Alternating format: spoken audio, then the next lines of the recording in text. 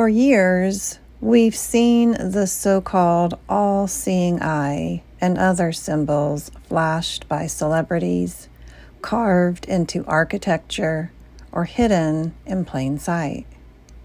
We've also seen people, maybe even you, immediately say, "That's demonic."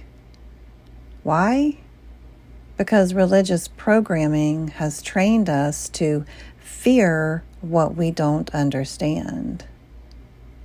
One time, I was literally doing the Aaronic blessing, the sacred priestly blessing from Scripture, using my hands in a video, and someone in the comments accused me of using Egyptian hand signals, whatever that is. They meant it as an insult. But here's the truth.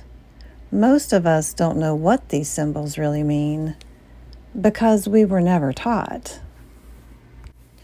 Years ago, I was led by Spirit to buy a shungite necklace, something I'd never even considered before. But it was for protection from EMFs and harmful frequencies. But here's the thing.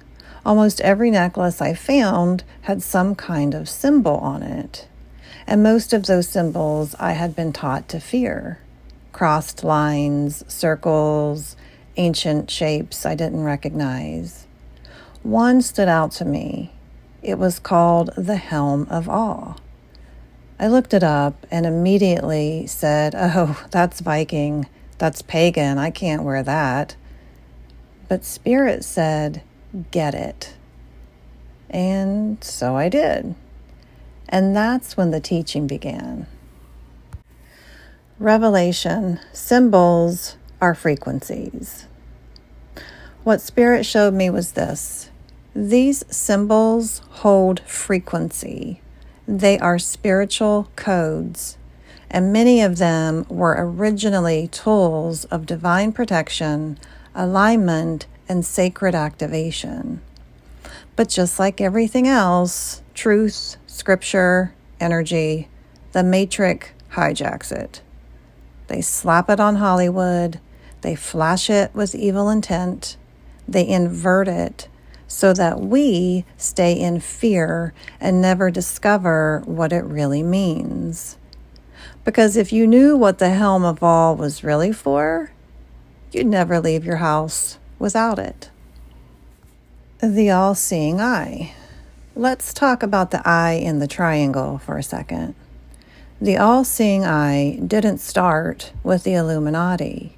It started with ancient spiritual traditions where the eye symbolized awakening, divine sight, inner knowing, and gnosis. In Egypt, it was the eye of Horus, representing healing and protection. In esoteric teachings, it's the awakened third eye, not evil, but spiritually attuned. But if the enemy can convince you that divine symbols are satanic, you'll never use them.